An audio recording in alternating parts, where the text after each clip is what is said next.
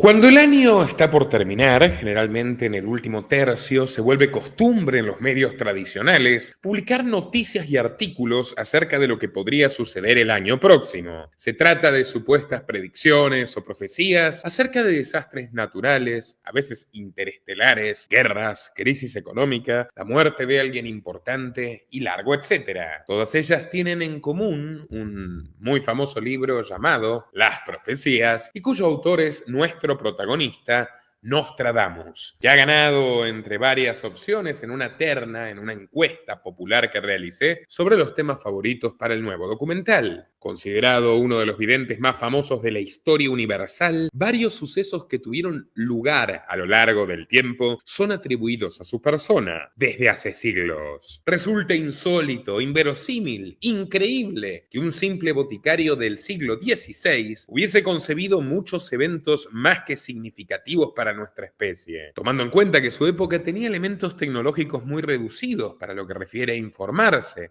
muy distintos a los que vendrían en el porvenir. El día de hoy vamos a explorar la vida de este particular personaje y cómo llegó a convertirse en este visionario que causa tanta intriga de punta a punta del planeta. También veremos cuáles son los supuestos eventos y protagonistas históricos y modernos que anticipó. Finalmente se realizaron o no tanto. Acompáñenme a este viaje fascinante y por favor amigos, se los ruego, no se olviden de contribuir a través de superchats desde tan solo $1, clicando en el botón con signo de dinero del chat de estreno o mejor aún en patreon.com/Nicolás Moraz, nuestra comunidad privada donde obtendrán recompensas a cambio de una retribución de $3 mensuales que contribuye a sostener el periodismo libre. ¡Comenzamos!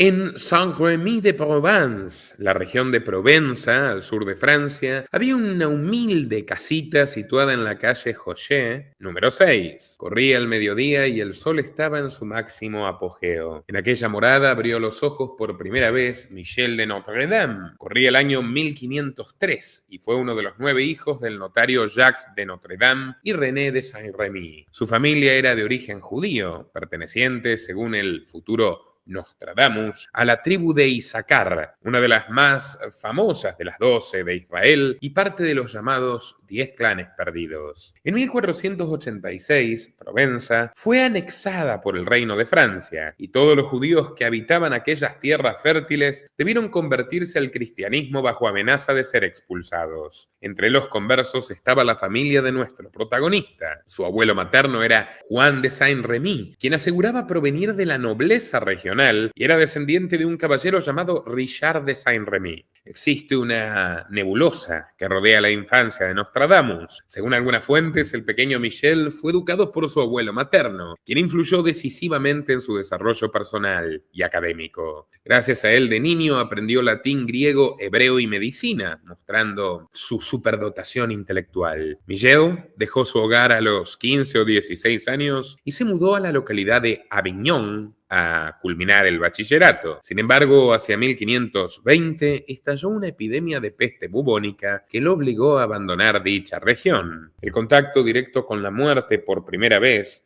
lo motivó a comenzar a analizar de manera decidida aspectos que podían parecer minúsculos, intrascendentes o incluso imprevisibles de la vida, porque consideraba que era como un puñado de arena que se escapa entre los dedos de las manos. Por aquel entonces Michel empezó a experimentar con pócimas curativas y ejerció como boticario por un breve periodo de tiempo. Estuvo vagando por diversas regiones de Francia, donde la peste negra hacía estragos, dejando tras su paso un ambiente lúgubre, sangriento y desolador. Gracias a sus conocimientos, nuestro hombre desafió varias veces la muerte y administró sus brebajes a los enfermos con la esperanza de curarlos. Aunque constantemente escribía, se hizo muy presente y muy repetitivo, tanto en sus escritos como en sus cartas, el olor a podredumbre que signó aquellos años, y que parece que lo hacía viajar a otra dimensión, probablemente también apoyado en sustancias, las antiguas drogas, cuya implementación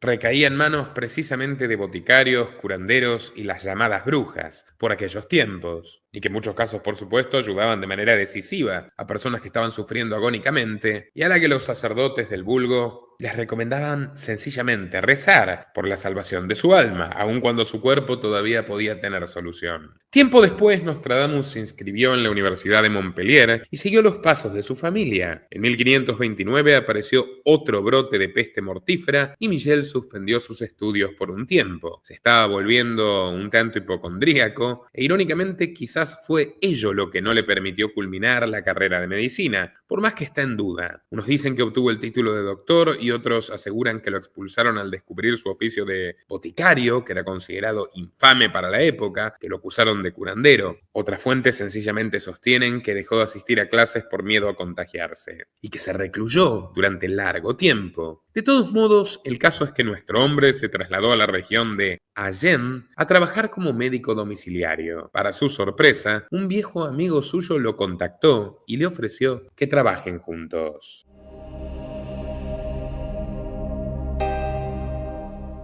Se trató de Julio César Scaligero, uno de los eruditos más importantes del Renacimiento y un experto en gramática, boticaria, medicina y astrología. Debido a la influencia esotérica de Scaligero, Michel pudo ampliar su conocimiento en múltiples disciplinas tan diversas como la alquimia, la astronomía y la astrología, esta última considerada pseudociencia. Al mismo tiempo, el futuro vidente echó raíces y estableció una familia con una mujer, la cual le daría 2 hijos cuyos nombres se perdieron en las páginas de la historia. Por desgracia, la felicidad le duró poco. La infame Inquisición comenzó a espiar a Nostradamus, cuya fama se multiplicaba, especialmente por sus vínculos con Scaligero, y acusó a ambos de herejía por poseer libros de brujería. Para escapar de la muerte, nuestro hombre se vio obligado a marcharse, dejando atrás a su familia, a la que incluso decidió no contactar durante años para no generarle problemas. Estuvo deambulando y vagando por pueblos y ciudades y ofrecía sus ungüentos justo cuando la peor noticia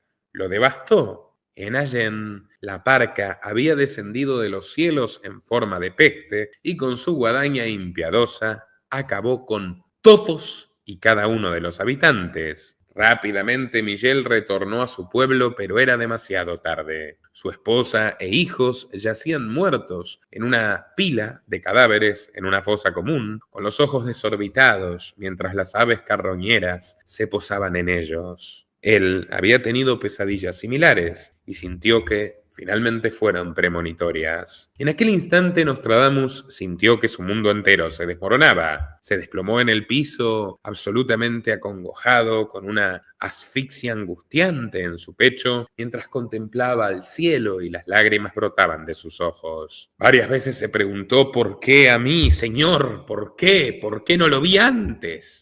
Michel se levantó, se limpió la tierra de sus rodillas y miró fijamente a su familia, inerte. Les dijo: amados míos, no pude salvarlos, pero puedo salvar al mundo de cataclismos y desventuras. A partir de entonces, el objetivo de Nostradamus sería definitivamente anticiparse a la muerte, y volcó entonces su atención a temas mucho más místicos que medicinales. En 1538 la Inquisición le cayó encima, luego de haber criticado la artesanía de las estatuas religiosas, que Nostradamus señaló como idolatría. Estuvo a punto de partir al más allá, pero el tribunal eclesiástico lo absolvió, eligieron no matarlo y retomó sus viajes como médico errante. Cuenta la leyenda que le advirtió sobre una enfermedad que estaba a punto de contraer su esposa al juez inquisidor. Al comenzar la audiencia, 4 días después su mujer enfermó. Nostradamus le recomendó en un pasillo apartado cómo tratar el mal y la señora se curó.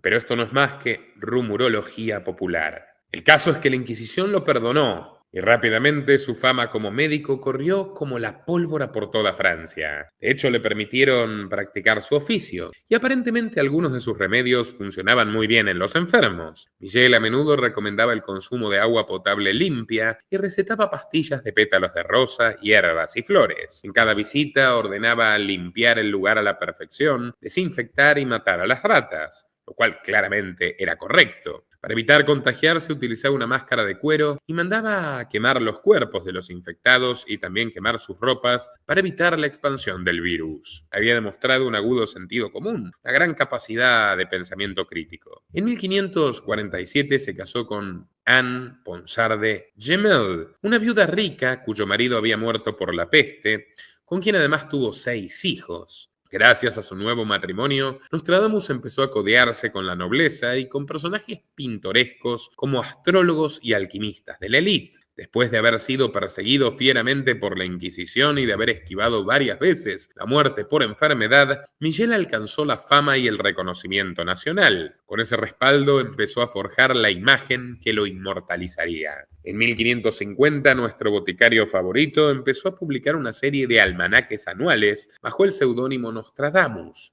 Estos escritos contenían temas varios de astrología y predicción. Para lograr llamar la atención de las masas, la pluma de Nostradamus empleó latinazgos para envolver las páginas con un tono misterioso y críptico que hacía difícil la interpretación, y esto cautivaba a la gente porque tenían que especular, hacerse preguntas.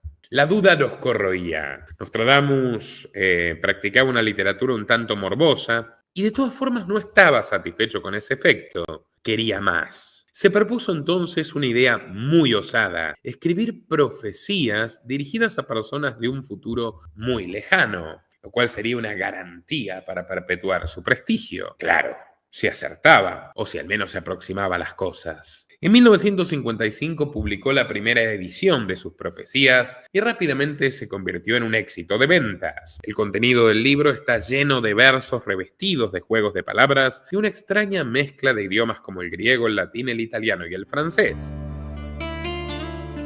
El método mediante el cual Nostradamus hacía sus supuestas predicciones estaba inspirado en Branchus, el profeta griego del famoso oráculo de Delfos, y consistía en lo siguiente. Primero, llenaba un cuenco de bronce con agua, aceite y ungüento, incluyendo especias de Asia que traían mercaderes del estilo Marco Polo. Luego se sentaba en un trípode de bronce y agarraba una varita con la cual empezaba a mezclar las aguas. Mientras el recipiente se revolvía, Nostradamus cerraba los ojos y empezaba a meditar. El cuenco expulsaba un olor tóxico, corrosivo, como el olor pestífero de los muertos de la peste, producto de la combinación de todos los elementos descritos antes. El aroma repulsivo entraba a las fosas nasales de Nostradamus y él a su vez entraba en una especie de trance.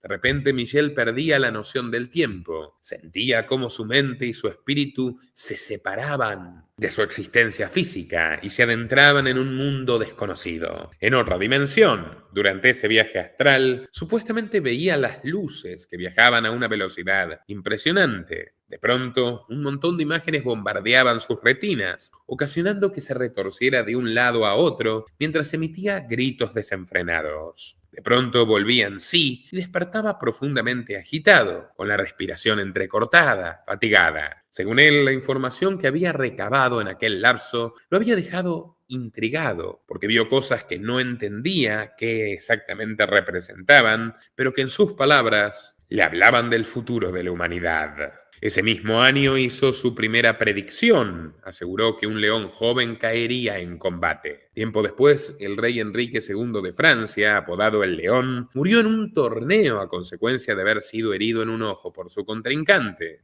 Muchos asociaron inmediatamente las palabras de Nostradamus con el deceso del monarca galo, ya que el escudo de armas del soberano tenía un león, ya que le gustaba exhibir el escudo en cada justa, en cada batalla, en cada ceremonia, y que por eso le había valido el sobrenombre. El cumplimiento de la supuesta profecía llegó incluso a oídos de la familia del muerto, es decir, de la familia real francesa, y entonces decidieron hacer rápidamente sus maletas y se dirigieron en una comitiva furtiva a la casa de Nostradamus. Cuando llegaron a la morada de nuestro hombre, su esposa les abrió la puerta, pero no podía creer a quién tenía enfrente suyo, ni más ni menos que a los príncipes y a su madre la reina, recientemente viuda, de nombre Catalina de Medici. Nacida en Florencia en 1519, la bellísima Catalina provenía de una de las familias más poderosas y corruptas del Renacimiento italiano. Fue hija de Lorenzo II de Medici y Magdalena de la Tour Auvergne. Quedó huérfana a temprana edad y fue criada por su tío Julio de Medici, más conocido como Clemente VII, porque era un papa, fan de las orgías y los sobornos. Además de su tutor, el sumo pontífice fue su mentor en materia política, enseñándole las artes de la astucia y la disimulación. No era un hombre tan machista como podría parecer, pese a ser papa, y a cambio de algunos favores carnales de su sobrina, le instruyó además en lenguas muertas y en alta cultura. En 1533, y fingiendo ser virgen, se casó con Enrique de Valois, segundo hijo del rey Francisco I de Francia. Su vida cambió cuando el delfín Francisco, hermano de su esposo y heredero al trono, murió repentinamente. Este siniestro convirtió a Enrique en sucesor al trono francés y en la corte se rumoreaba que el príncipe Francisco había sido envenenado por órdenes de la Florentina, intrigante como el resto de su familia. No todo era color de rosas en ese palacio. Se descubrió que no era virgen, que era infértil. Todo esto provocó grandes tensiones con su esposo, quien empezó a acostarse sistemáticamente con las doncellas e incluso con las amigas de la señorita Medici, y así pobló a la aristocracia francesa de hijos e hijas naturales, lo cual la angustió bastante y ella empezó a frecuentar a médicos, magos y curanderos tratando de remediar su infertilidad. Entre varios intentos recurrió a los brebajes de un doctor errante que le aseguró que su problema se solucionaría en un santiamén. Poco después, la princesa Medici pudo dar a luz a su primer hijo y posteriormente vinieron otros 9 retoños. ¿Quién fue el sujeto que le dio esa pócima que curó su infertilidad? Nada más ni nada menos que nuestro hombre, Nostradamus. En 1549, su marido fue coronado rey de Francia y ella reina consorte. Su papel en la política interna y externa fue decisivo, especialmente durante las guerras de Francia contra España y los Países Bajos. Si algo caracterizaba a esta mujer, que era profundamente seductora, y si bien su trato era dulce, su personalidad era poderosa, es que era una ferviente católica. En aquel entonces Francia no era ajena a la guerra de religiones. El país estaba dividido entre católicos y calvinistas o hugonotes. Catalina, que encarnaba, nunca mejor dicho, de todas las formas posibles la corrupción eclesiástica, toleró la presencia de los protestantes a cambio de que sigan pagando tributo y que se mantuvieran leales a la corona. Y esto no lo hizo por razones de tolerancia política, sino por un cálculo económico para mantener una paz que no duraría mucho. Catalina de Medici pasó a la historia como la Reina Negra y fue señalada de ser la autora intelectual de las matanzas de San Bartolomé, suscitadas en 1572. Le cortaron las cabezas a muchísimos hugonotes. Esta horrible masacre perpetrada por los fundamentalistas católicos contó con la abierta complicidad de la corona, que permitió, consintió y alentó, como la Noche de los Cristales Rotos en la Alemania nazi, como los pogromos en la Rusia zarista, o como las purgas que hoy sufren los Boers en Sudáfrica. Retomando nuestra historia, aquel encuentro convirtió a Nostradamus en el principal consejero de la reina Catalina, quien lo invitó a trasladarse a París y a formar parte de su corte. Michel entabló una amistad muy estrecha con la Florentina y fortaleció su posición en el Palacio Real. Se rumoreaba, como luego se rumorearía de Rasputín a comienzos del siglo XX, que había enamorado a la monarca. Sin embargo, nada más llegar a París, Nostradamus cayó terriblemente enfermo y estuvo en cama 15 días.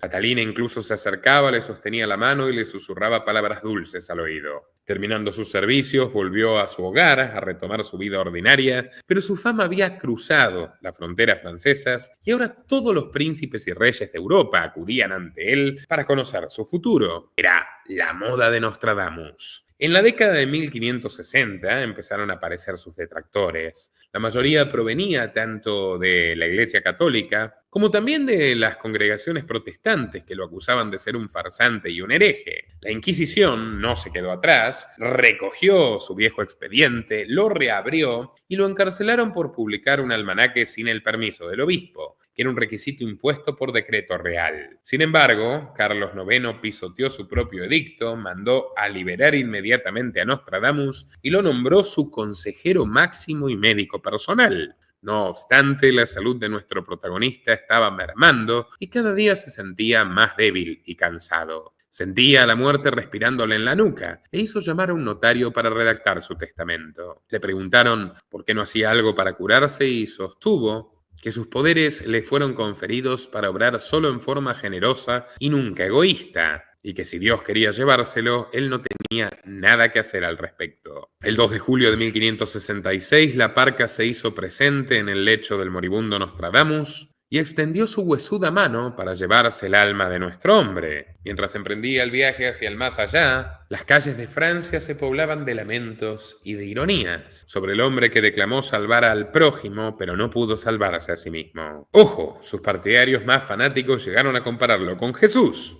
Ahora, después de ver la vida de Nostradamus, centremos nuestra atención en las presuntas predicciones que comenzaron a, entre comillas, hacerse realidad. Según algunos, nada más murió. En 1558, Michel lanzó un pronóstico que rezaba lo siguiente: el Senado de Londres dará muerte a su rey. Dichas palabras tendrían su aparente efecto en 1649.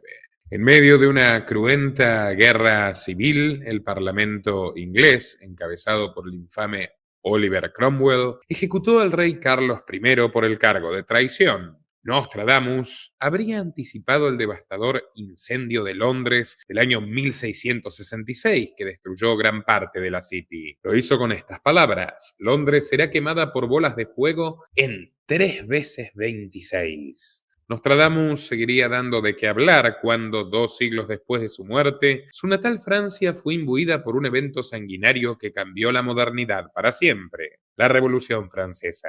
Aparentemente, el provenzano habría predicho el cambio de régimen al rey Enrique II en una carta que le decía: la gente creerá que el siglo se encuentra en un proceso en renovación. Esas palabras fueron asociadas a nuestro hombre cuando en 1792 se abolió la monarquía y se proclamó la Primera República. Otra predicción atribuida a Nostradamus es la del monje negro en gris dentro de Brens. Esto haría una aparente referencia a la huida de Luis XVI y su posterior detención y ejecución. En sintonía con el proceso revolucionario, nuestro supuesto vidente habría anticipado el ascenso al poder de uno de los personajes más importantes del siglo XIX, quien llegó a dominar gran parte de Europa: Napoleón Bonaparte. Michel habría dicho lo siguiente acerca del futuro monarca: un emperador nacerá de Italia, que será vendido muy caro al imperio. Dirán con cuánta gente se alía, que les parecerá menos príncipe que carnicero. Según varias voces, esto era una referencia al nacimiento de Napoleón, que era corso, nació en Córcega, pertenecía a la baja nobleza, y la destrucción que el ejército francés, la Grande Armée, dejaba tras su paso. Avanzando en el tiempo, 1933 Alemania, y no pasó mucho desde que los nazis tomaran el poder por asalto y su líder Adolf Hitler se convirtiese en canciller, inaugurando el Tercer Reich,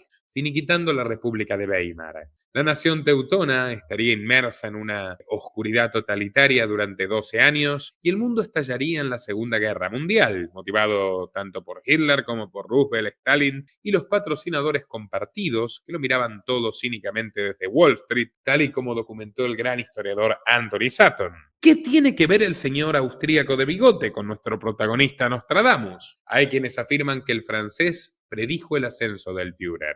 Desde lo más profundo del occidente de Europa, de gente pobre, nacerá un niño y su lengua seducirá a las masas. Las personas creen que esto, que es bastante ambiguo y abstracto, bueno, se asemeja a la vida política de Hitler, porque en una estrofa, el boticario se refiere a un tal Hister y sitúa su nacimiento en Prusia, en Alemania. Bestias feroces de hambre ríos tragar, la mayor parte del campo contra Histe estará. No obstante, aquí hay un gran problema. Hitler no nació en Alemania, sino en Austria. Cuando estalló la Primera Guerra Mundial, Adolf se enlistó en el ejército alemán porque creía que las fuerzas del Kaiser eran puras en contraste a las multiétnicas austrohúngaras. Nostradamus supuestamente habría predicho el estallido de la Segunda Guerra Mundial como una horda de bárbaros que saquearía desde Mónaco hasta Sicilia, dejando a su paso pura desolación. También se le atribuye a Nostradamus una visión anticipatoria sobre la creación de la bomba atómica. Será dejado fuego ardiente, muerte escondida, en los globos horribles y terroríficos. De noche en ciudad marítima, pólvora dejada, la ciudad en fuego, el enemigo favorable. Avanzando en el tiempo, nos situamos en 1981 en la Ciudad del Vaticano, en la Plaza de San Pedro, donde se escuchan gritos y lamentos. El entonces Papa Juan Pablo II recibe 4 impactos de bala.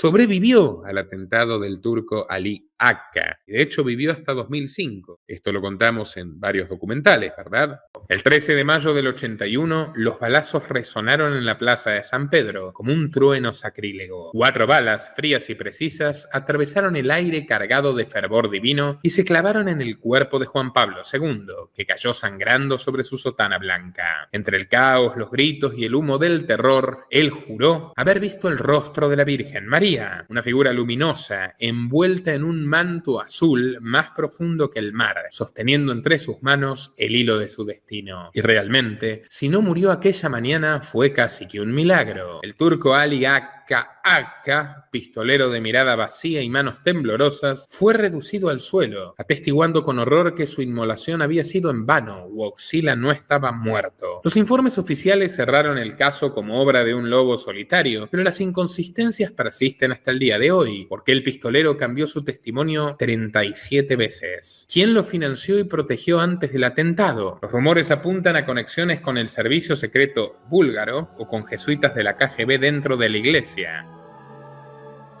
Por increíble que parezca, Nostradamus vuelve a tener aparición porque se le atribuye una predicción de este suceso. Romano Pontífice, guárdate de acercarte. De la ciudad que 2 ríos bañan, tu sangre irá cerca de allí a ser esculpida, tú y los tuyos, cuando florezca la rosa. Finalmente, la última predicción atribuida a Nostradamus fue el atentado contra las Torres Gemelas. Hemos cubierto al detalle este suceso enigmático en nuestro documental homónimo. Las imágenes que mostraban las torres del World Trade Center colapsando, el pánico de los estadounidenses y el infinito cinismo del gobierno de George W. Bush, junto a las futuras invasiones de Afganistán e Irak, que cambiaron al mundo para siempre. A mediados de 2001, Bush se encontraba en el momento más bajo de su popularidad, al igual que Joe Biden en la actualidad. Ténganlo en cuenta. En ese contexto, mientras Bush hijo contaba cuentos a unos niños aburridos de preescolar, Get ready. Must. Yes, must. Boys, we'll pick your reader up from 60 on page 153.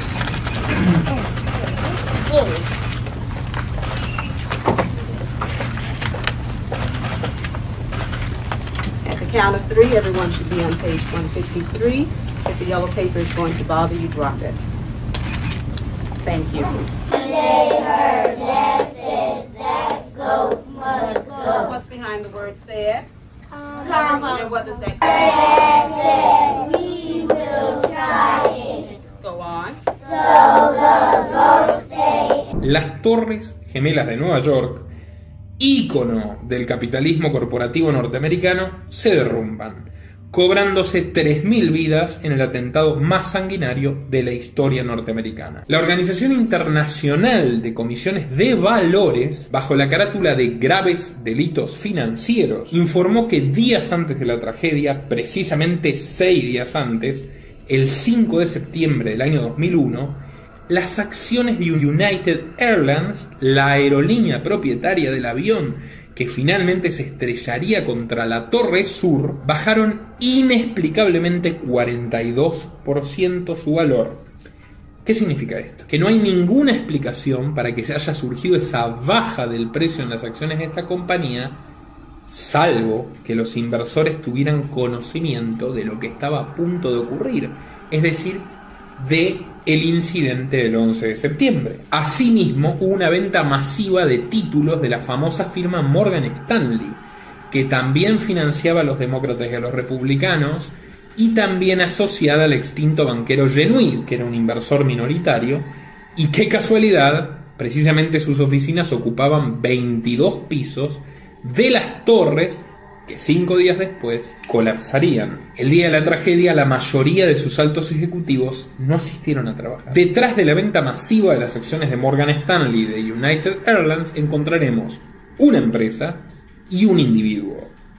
La empresa es Alex Brown, la filial estadounidense del Deutsche Bank, y el individuo es su entonces presidente, un ex capitán de los Marines, el señor Krongard, que escuchen esto, A.B. Krongard, el 26 de marzo del 2001, pese a la incompatibilidad legal, fue designado por el presidente George Bush como el número 3 de la central de inteligencia.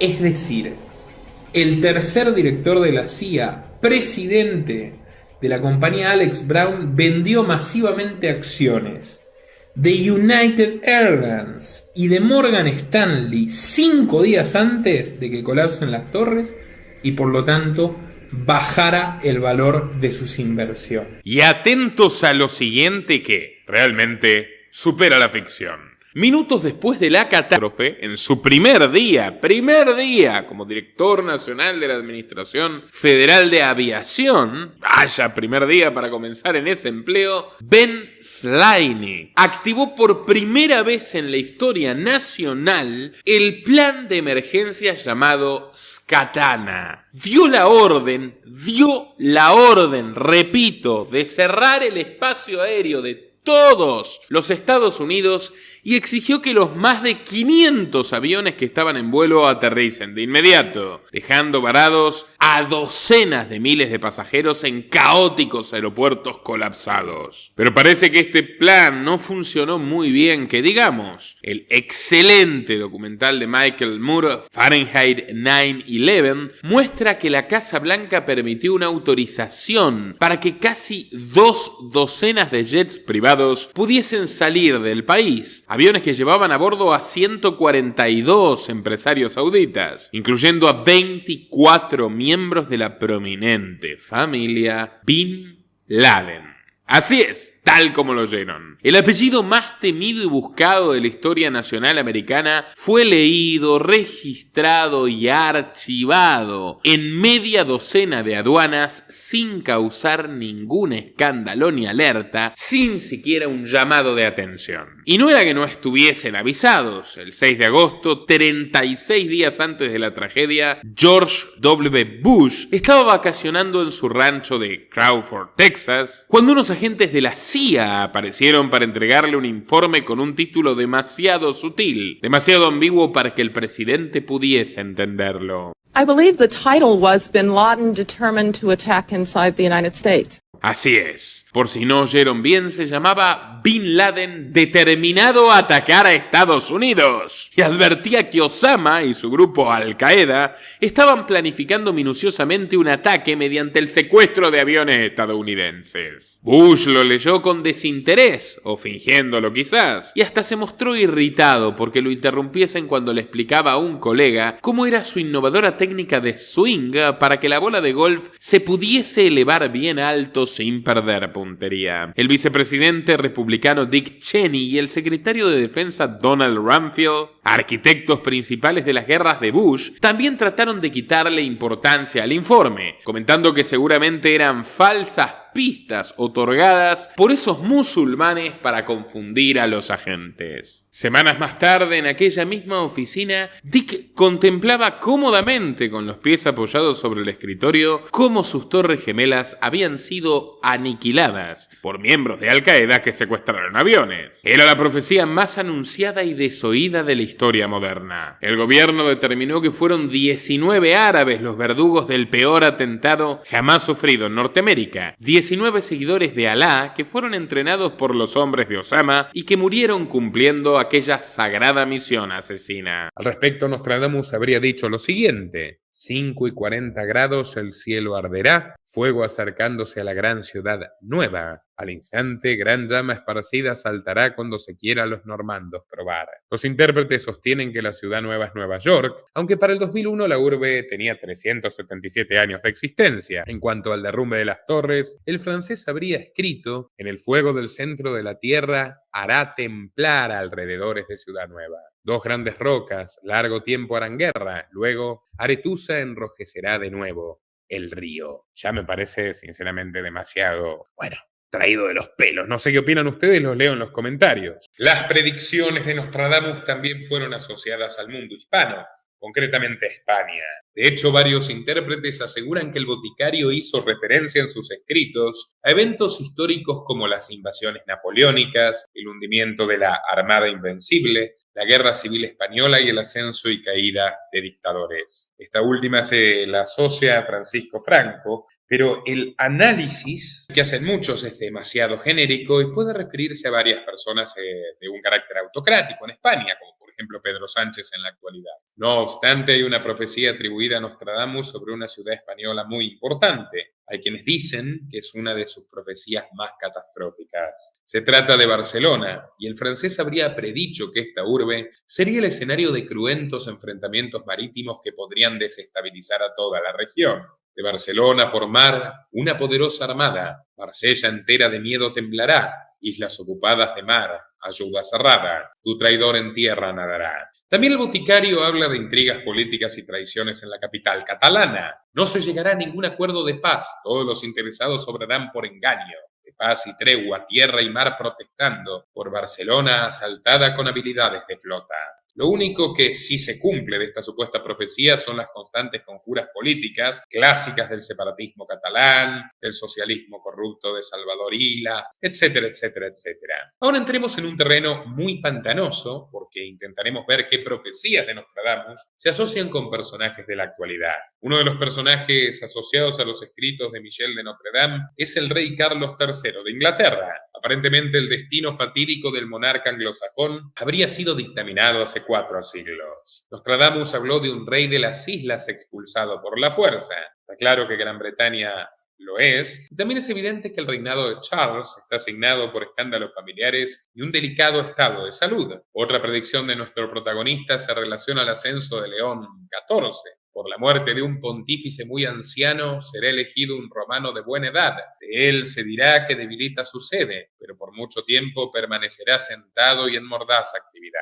Esta profecía circuló en 2024 cuando la salud de Bergoglio se debilitaba. Sin embargo, no fue hasta 2025 que estiró la pata y fue electo Robert Prevost, que no es romano, aunque bueno, ya saben, hay que dejar de lado los tecnicismos para hacerle caso a estas cuestiones. Otro personaje asociado a estas profecías es Donald Trump, de quien Michelle habría dicho: habrá un gran ruido en el oeste y un líder que dividirá la tierra. Esto se vinculó con el particular estilo disruptivo de Trump en la política estadounidense. Otro escrito del mandatario republicano es el siguiente: la falsa trompeta, tras ocultar la locura, cambiará las leyes de Bizancio. Al parecer, la palabra trompeta podría referenciar el nombre Trump, algo sinceramente demasiado básico. Sobre ocultar la locura, describiría el liderazgo trumpista, cargado de chauvinismo gringo y demonización del inmigrante. En cuanto a las leyes de Bizancio, se entendería que el magnate ha dinamitado las normas de la política tradicional. Dejando de lado todo lo anterior, hay un personaje, o más bien dos, que sí han sido asociados con Nostradamus, y bueno, se trataría del tercer anticristo, llamado Mabuse. Los otros dos ya fueron supuestamente vaticinados por el provenzano, Napoleón Bonaparte y Adolf Hitler.